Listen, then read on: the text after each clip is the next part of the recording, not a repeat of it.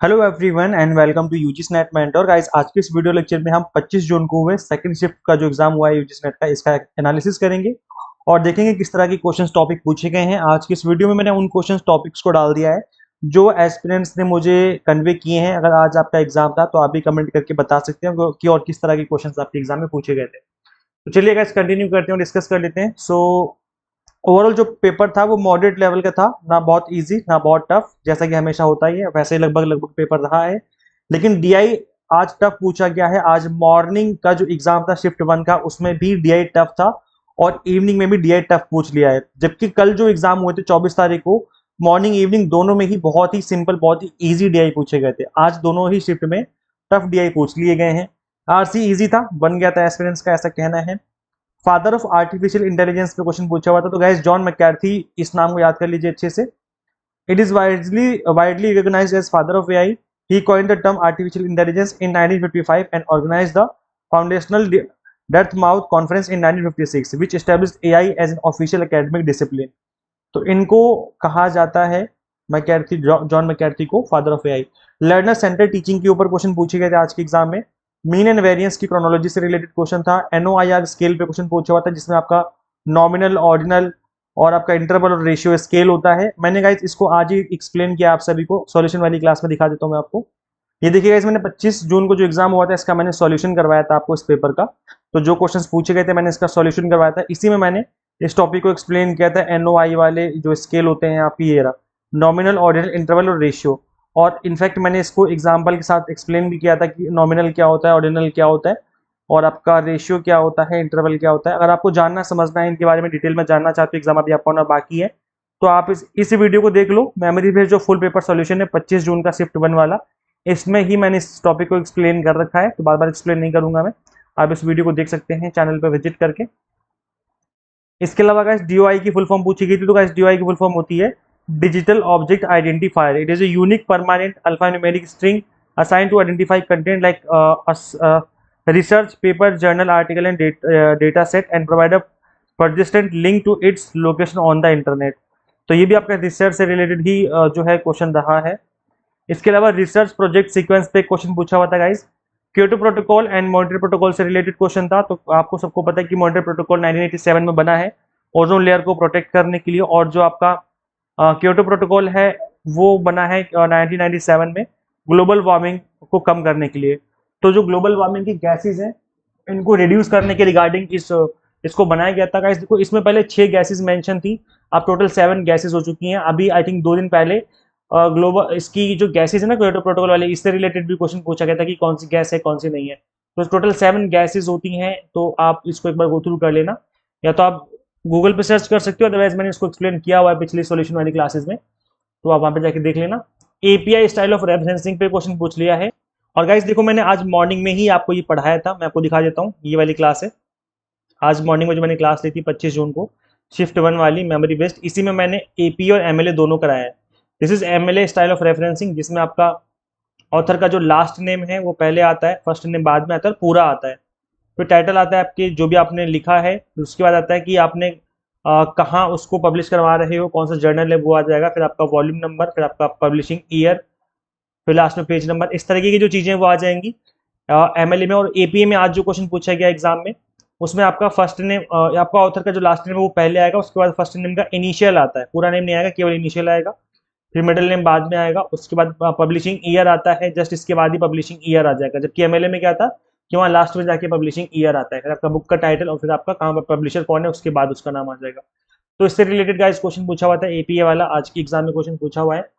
Models of communication हमेशा से important रहे हैं, 22, 23, 24, 26 हर डेट को एग्जाम, हर डेट पे इस क्वेश्चन को पूछा गया है। तो कल मैं एक अलग से क्लास ले लूंगा जिसमें मॉडल्स ऑफ कम्युनिकेशन पढ़ा दूंगा। कल 26 जून है, कल कोई एग्जाम नहीं है, आप सीधा 29, 30 को एग्जाम है, तो जिनके एग्जाम अभी होने बाकी है कल आप मेरी क्लास देख लेना। 26 जून को मैं क्लास ले लूंगा एक, तो आप वहां पे इस टॉपिक को कवर कर सकते हैं। सेंडर एंड रिसीवर से रिलेटेड क्वेश्चन था, कोडिंग डिकोडिंग का क्वेश्चन पूछा हुआ था। कोडिंग डिकोडिंग नंबर सीरीज का क्वेश्चन मैं आपको सॉल्यूशन वाली वीडियो में करवा दूंगा। अभी 1 घंटे बाद में क्लास और ले लूंगा सॉल्यूशन वाली, जिसमें मैं इसमें कोडिंग डिकोडिंग का जो क्वेश्चन था वो सॉल्व करवा दूंगा। अगर नंबर सीरीज का क्वेश्चन ये था 13, 15, 17 था, फिर तो बहुत आसान क्वेश्चन, 2-2 नंबर के गैप आ रहा है, अगला नंबर 19 हो जाएगा। तो अगर ये क्वेश्चन था तो आप मुझे बताना कमेंट सेक्शन में, अगर आपने आज एग्जाम दिया है कि क्या एग्जैक्ट यही क्वेश्चन पूछा हुआ था। रेड हेरिंग पॉलिसी से क्वेश्चन था गाइस। इसमें क्या होता है कि अगर आप किसी टॉपिक के ऊपर बात कर रहे हो तो उसको आप डाइवर्ट कर देते हो एक इररिलेवेंट टॉपिक को उसमें ऐड करके, इररिलेवेंट इन्फॉर्मेशन इंट्रोड्यूस करके जो है टॉपिक को आपने डाइवर्ट कर दिया, अटेंशन जो है आपकी डाइवर्ट हो गई है। तो इस तरीके की जो चीजें हैं वो रेड हेरिंग पॉलिसी में आती है। ज्यादातर इसको पॉलिटिकल पार्टीज यूज करती हैं। जैसे आपने एक नेता से पूछा कि भाई सड़कों पे इतने गड्ढे क्यों हैं, आप अच्छी सड़कें क्यों नहीं बनाते हो, तो उन्होंने इसका जवाब तो दिया नहीं, बट ये बोलना शुरू कर दिया कि देखो हमने वर्ल्ड क्लास स्कूल बना दिया, हमने वर्ल्ड क्लास इंफ्रास्ट्रक्चर बना दिया, हॉस्पिटल बना दिया, हम इतने लोगों को गरीबी रेखा से ऊपर लेके आ चुके हैं। अरे क्वेश्चन ये था कि गड्ढे क्यों हैं, लेकिन जवाब ये निकल के आ रहा है। तो ये रेड हेरिंग पॉलिसी है जो कि पॉलिटिकल पार्टीज बहुत यूज करती हैं ऑल ओवर वर्ल्ड, पूरी दुनिया में इस तरह की जो चीजें हैं वो पॉलिटिकल पार्टीज यूज करती हैं। हेतु प्रतिज्ञा एंड हेतु भाषा से रिलेटेड क्वेश्चन था। एचटीटीपी, एफटीपी, एसटीएमजी मैचिंग से रिलेटेड क्वेश्चन था। तो आई थिंक अगर इसकी मैचिंग थी फिर तो इजी क्वेश्चन था, अगर मैचिंग नहीं थी कुछ और पूछा हुआ था तो फिर देखना पड़ेगा कि क्या फुल फॉर्म थी और क्या पूछा गया था। तो ये गाइज एक बार क्वेश्चन देख करके समझ में आएगा। ह्यूमन हियरिंग डेसिबल वैल्यू पूछी गई थी, तो हम 0 से लेकर के 130 डेसिबल तक सुन सकते हैं। The normal range of human hearing span from 0 decibel the threshold of hearing to रफली 120 टू 130 डेसिबल, है ना। यहाँ पर आपके कान में दर्द हो जाएगा, पेन होने लग जाता है, because the decibel scale is logarithmic. Each 10 decibel, हर 10 जो डेसिबल वैल्यू होती है वो इंक्रीज करती है, डबल 10 फोल्ड इंक्रीज करती है साउंड इंटेंसिटी में।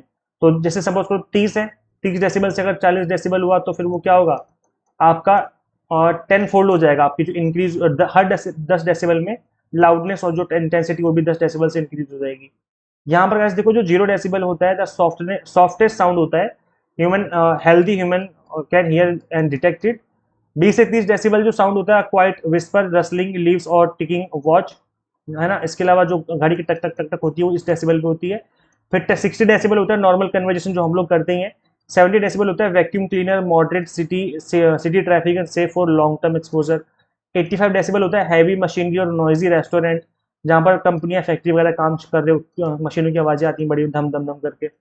110 डेसिबल होता है night clubs, rock concert and crying baby, जैसे आप देखेंगे कि बच्चे देखा होगा बच्चे बहुत तेज चिल्लाते हैं। इसके अलावा जो थिएटर में आवाज होती है 110 डेसिबल, कोई कॉन्सर्ट में चले गए तो वहाँ पे एक बड़े डीजे चल रहे हैं। फिर 120 से 130 डेसिबल के बीच में हो सकती है जब आपके कान में दर्द होना स्टार्ट हो जाएगा, often triggered by jet engine और फायरवर्क्स। तो यहाँ पर सुना होगा कि बहुत तेज पटाखा फूटा है, बम ब्लास्ट हो गया है, तो उस तरह की जो आवाजें आती है 120-30 डेसिबल के आसपास पहुंचती है। उसके बियॉन्ड फिर नहीं सुन सकते, उसके बियॉन्ड अगर जाएगा तो हमारे कान का पर्दा ही फट जाएगा। तो ये ह्यूमन हेयरिंग की जो है एक लिमिट है। अब देखना पड़ेगा कि आपके एग्जाम में क्या पूछा था, एग्जैक्ट क्वेश्चन क्या था। आप मुझे कमेंट सेक्शन में बता सकते हैं कि एग्जैक्ट क्वेश्चन क्या पूछा हुआ था। Kothari commission, Mudaliar commission, Wardha and Radha Krishnan commission की क्रोनोलॉजी पूछी हुई थी। तो राधा कृष्णन कमीशन सबसे पहले बना 1948 में, इसको हम यूनिवर्सिटी एजुकेशन कमीशन भी कहते हैं। मुदलियार कमीशन 1952 में बना, कोठारी कमीशन 1964 में। 1964 में आईडीबीआई बैंक भी बनी थी। वर्धा स्कीम आई 1937 में रिलेटेड टू बेसिक एजुकेशन, नई तालीम से रिलेटेड थी ये। तो इसका अगर क्रोनोलॉजी लगाओगे तो सबसे पहले वर्धा वाला ही हो जाएगा, फिर 1937 में, फिर 1948 आ जाएगा राधा कृष्णन, फिर 52 वाला, फिर 64 वाला। तो इस तरीके से इसकी क्रोनोलॉजी हो जाएगी। आई से ए आर के फंक्शंस पूछे हुए थे। ये स्टैब्लिश हुआ 16 जुलाई 1929 में। इसकी फुल फॉर्म होती है Indian council of agricultural research. Is apex body in India responsible for guiding, managing and coordinating research and education in agriculture, horticulture, fisheries and animal science. तो नाम से पता चल रहा है कि ये एग्रीकल्चर से रिलेटेड जो चीज़ें हैं उसमें जो है चीज़ें होती हैं। इसके अलावा अगर हम बात करें कोर फंक्शन एंड रिस्पॉन्सिबिलिटीज की, तो गाइस देखिए रिसर्च एंड इनोवेशन इसका मेन काम है। एग्रीकल्चरल एजुकेशन इसका एक मेन काम है। Extension and transfer to technology काम है इसका। पॉलिसी कंसल्टेंसी का भी काम रहता है। तो जो भी काम रहते हैं वो जनरली हमारे एग्रीकल्चर से रिलेटेड रहते हैं, कृषि विज्ञान से रिलेटेड। न्याय फिलोसफी पे गाइस आज के एग्जाम में क्वेश्चन पूछा हुआ था। इंस्टीट्यूट ऑफ नेशनल इमरजेंसी से रिलेटेड क्वेश्चन पूछा हुआ था। स्क्वायर ऑफ अपोजिशन पे क्वेश्चन पूछा था जिसमें AEIO को शायद डिस्ट्रीब्यूटेड अनडिस्ट्रीब्यूटेड करके बताना था, और शायद इसमें आपको स्टेटमेंट्स गिवन होगी जिसमें डिस्ट्रीब्यूटेड कौन है अनडिस्ट्रीब्यूटेड कौन है वो बताना था। तो इसके ऊपर हम ऑलरेडी बात कर चुके हैं गाइस। जो ए होता है, AEI और O, तो इसमें दोनों ही डिस्ट्रीब्यूटेड होते हैं, सब्जेक्ट और प्रेडिकेट दोनों। इसमें आपका ये डिस्ट्रीब्यूटेड होता है, ये अनडिस्ट्रीब्यूटेड होता है, सब्जेक्ट यहाँ पर, प्रेडिकेट यहाँ पर। आई में दोनों ही आपके अनडिस्ट्रीब्यूटेड होते हैं, और फिर लास्ट वाले में हो जाता है आपका ये अनडिस्ट्रीब्यूटेड और ये हो जाता है डिस्ट्रीब्यूटेड। इस तरीके से जो है चीज़ें होती हैं, मैंने ऑलरेडी पढ़ा रखा है आपको स्क्वायर ऑफ अपोजिशन वाली क्लास में। तो आई थिंक आपने इस क्वेश्चन को कर दिया होगा, क्वेश्चन बना होगा आपके एग्जाम में। गाइस देखो, अगर दिसंबर एग्जाम के लिए प्रिपेयर करना चाहते हो तो 6 मंथ के हमने स्पेशल एग्जाम टारगेटेड कोर्सेज आपको अवेलेबल करवा दिए हैं। 3 मंथ, 6 मंथ, 12 मंथ की कोर्सेज हमने अवेलेबल करवा दिए हैं। देखो गाइस, इस एग्जाम को फर्स्ट अटेम्प्ट में क्रैक किया जा सकता है अगर आप एग्जाम टारगेटेड स्टडी करें। और गाइस देखो, आप बिलीव नहीं करेंगे, हमारा पढ़ाया हुआ ही एग्जाम में पूछा जा रहा है। मैं आपको एक बार ओपन करके भी दिखा देता हूँ। जो एस्पिरेंट्स के फीडबैक निकल के आ रहे हैं, कुछ इस तरीके से फीडबैक निकल के आ रहे हैं। दिस इज एस्पिरेंट्स का जो फीडबैक है, आप यहाँ पे देख पा रहे होंगे अपनी स्क्रीन पे। सो यहाँ पे देखो एस्पिरेंट्स का क्या कहना है कि पढ़ाए हुए में से 80% से ज्यादा जो है एग्जाम में आया है। ये एस्पिरेंट्स खुद के वर्ड्स हैं, ये मैं नहीं बोला। देखो एस्पिरेंट्स का खुद का कहना है। डायरेक्ट क्वेश्चन आए थे एग्जाम में, और रिवीजन सीरीज से और पढ़ाए हुए जो कोर्स हमने पढ़ा है उसमें से डायरेक्ट क्वेश्चन एग्जाम में देखने को मिले हैं। तो ये जो कंटेंट है जो हम डेवलप यहाँ पर आपको डिलीवर करते हैं, वो completely to the point exam targeted ही होता है। और दिसंबर के लिए भी हमने सेम ऐसे ही 6 मंथ का कंटेंट जो है डिजाइन किया हुआ है। आप सिर्फ 6 मंथ वाला कोर्स कंसिडर कर सकते हैं। कंप्लीट कंटेंट आपको बाइलिंगुअल लैंग्वेज में मिल जाएगा। 100 mock test and PDF notes मिल जाएंगे, जिसके थ्रू आप मल्टीपल टाइम रिवीजन और प्रैक्टिस कर पाएंगे। सो गाइस, करना क्या होगा, आपको सिंपली गूगल प्ले स्टोर से एग्जाम एंटर ऐप इंस्टॉल कर लेनी है। अगर आप एक iOS यूजर है तो उसका लिंक हमने आपको अलग से इसी वीडियो के डिस्क्रिप्शन बॉक्स में, कमेंट बॉक्स में दे दिया है। तो कंप्लीट कंटेंट हमारा इसी ऐप में अवेलेबल है। सो मेक श्योर गाइस, आप इस ऐप को इंस्टॉल करें, जो अपनी तैयारी और एग्जाम टारगेट स्टार्ट कर लें। So thank you, share this video with all UGSNet aspirants and subscribe for assistant professor job related updates। आज इस वीडियो में इतना ही, मिलते हैं फिर नेक्स्ट वीडियो में। Thank you.